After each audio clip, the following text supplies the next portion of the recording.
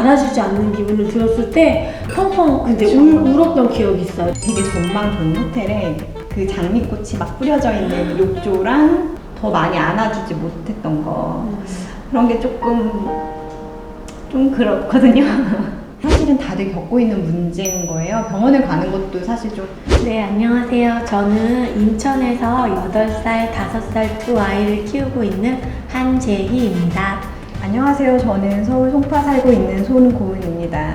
4살 아이 키우고 있고요. 딸 아이입니다. 제가 임신 준비하면서 좀 유기농 음식에 대한 집착이 되게 심해가지고 아이 가졌을 때 아토피가 있으면 안 된다는 그런 신념하에 성분 다 따지고 되게 꼼꼼하게 준비를 했었어요. 요가 같은 것도 되게 열심히 했었거든요. 저는 이제 임신을 준비할 때 산부인과 가서 검진을 받았어요. 아이 임신하면 제일 늘어나는 몸무게가 11kg에서 13kg여가지고 체중을 좀 조절했고요. 저는 첫애 출산했을 때는 첫 아이라고 했는데 42살인 언니분이 계셨어요. 그래가지고 첫 아이 때는 제가 막내에 속했는데 저도 좀 나이가 이제 있을 때 둘째를 임신했기 때문에 그런지 마언니였던 것 같아요. 근데 이제 다른 언니분이 계셨는데 그분도 되게 머리가 희끗희끗하신 거예요. 되게 힘든 과정을 통해서 아이를 낳으신 것 같아요. 근데 본인은 몸은 힘들지만 너무 행복하다고. 그게 뭐가 힘들어? 그러시는 거예요, 저한테. 거의 출산하기 전날까지도 거의 회사를 나갔는데 이제 8개월 정도 되면은 다리가 되게 많이 부어요. 스타킹을 신었는데 회색 스타킹이었어요. 그 약간 면으로 된 거 있잖아요. 그랬는데 직장 동료 남자분이 오다가 코끼리 다리네 이러시는 거예요. 그 순간 되게 무너지는 거예요. 가뜩이나 막 감정이 제 마음대로 컨트롤이 안 되던 때라서 눈물이. 그쵸.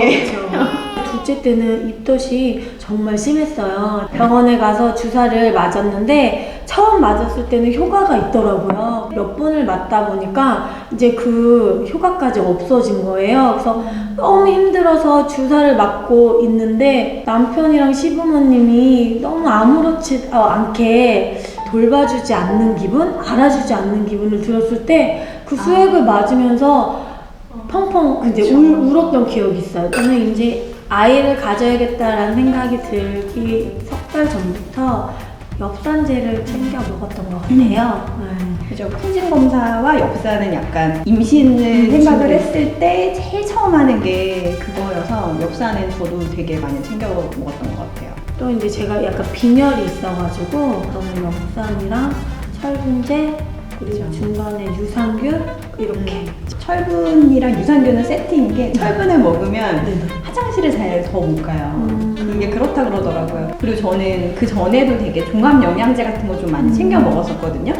근데 이제 임신을 해야겠다 생각을 하니까 종합 영양제 같은 경우는 임신했을 때 먹으면 안 되는 좀 조심해야 되는 것들도 포함되어 있는 경우가 있다고 하더라고요. 그래가지고 저 같은 경우는 임신했을 때도 먹을 수 있는 종합 영양제, 그래서 특히 뭐 아연이나 뭐 셀레늄 같은 거 들어있는 거 그런 거 챙겨 먹었었어요. 그 엽산 같은 경우는 임신하기 전에부터도 되게 열심히 먹었었던 게 엽산이 기형아나 이제 장애아 같은 거를 막아준다 그래서 이제 그게 임신하고 나서 먹게 되면 그 효과가 없는 건 아니지만 임신할 때 세포 분열할 때 되게 중요한 영양제라고 하더라고요. 그래서 그거는 정말 결혼하면서부터 저는 먹었던 것 같아요. 네, 사실 결혼하면 언제 임신될지 모르니까 네, 결혼하는 예비 부부들한테도 되게 추천해주고 싶은 영양제이긴 해요. 네.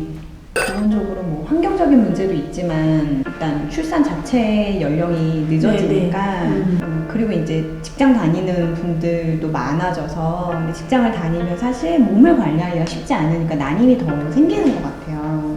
다들 이걸 말을 쉽게 못할 뿐이지 얘기를 해보면 다 병원을 다녔던 거야. 저는 아이를 자연 임신으로 하기에는 조금 어려워가지고 이제 시술을 해서 이제 두 아이를 출산을 했는데요. 처음에 난임이라는 말을 들었을 때는 정말 그냥 눈물이 막 나더라고요. 그 난임이랑 불임이랑은 엄연히 다른데 나는 아이를 이제 못 갖진 않을까?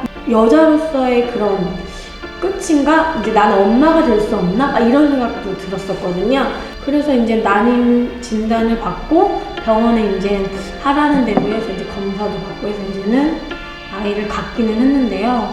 정말 이거는 부부가 함께 해결할 문제인데 엄마인 여자가 더 많이 그거를 부담해야 되는 게 너무 힘들었어요. 정신적인 것도 그렇고 육체적인 것도 그렇고. 물론 부부만이 행복을 줄 수는 있지만 저는 아이가 태어남으로써 더 큰 행복과 즐거움, 기쁨 막 이런 게 많이 더 있다고 생각하거든요. 그리고 뭐든지 타이밍이 있다고 생각해요. 미루다가 내가 정말 아이를 갖고 싶을 때 아이를 가질 수 없을 때 그냥 내 잘못인 것 같은 그런 자책감을 갖게 될 수도 있거든요. 그래서 저는 임신을 잘 계획해서 아이를 이제 낳았으면 좋겠어요. 그 임신과 이제 출산을 겪으면 사실 가장 여성성의 하이라이트이면서도 또 한편으로는 여성으로서의 그 자존감이 되게 낮아지는 시기이기도 하거든요.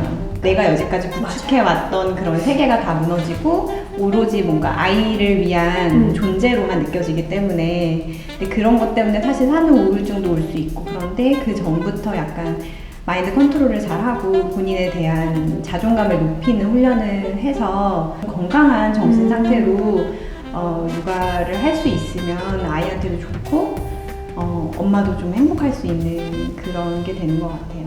그럼 이제 그때가 되면 더 대화를 얼마만큼 할 수 있을지 잘 모르겠어요. 근데 그때도 소통이 잘 되고 많은 얘기를 저랑 할 수 있었으면 좋겠거든요.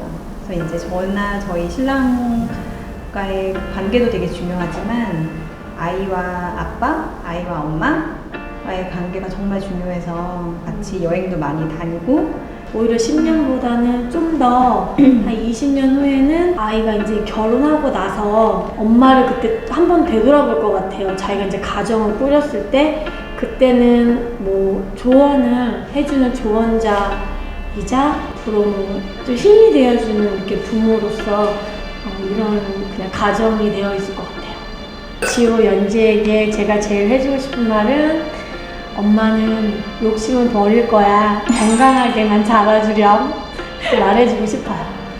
저 같은 경우는 사실 돌아보고 나니까 더 많이 안아주지 못했던 거 그런 게 조금 그렇거든요. 저는 약간 내가 할 수 있는 도리는 다 했다 이렇게 생각은 했지만 사실은 아이한테 더 큰 사랑을 줄 수 있었는데 그걸 못 해줘서 아직도 미안하고 그럼에도 불구하고 너무 예쁘게 잘 자라줘서 고맙다고 얘기해주고 싶어요. 네.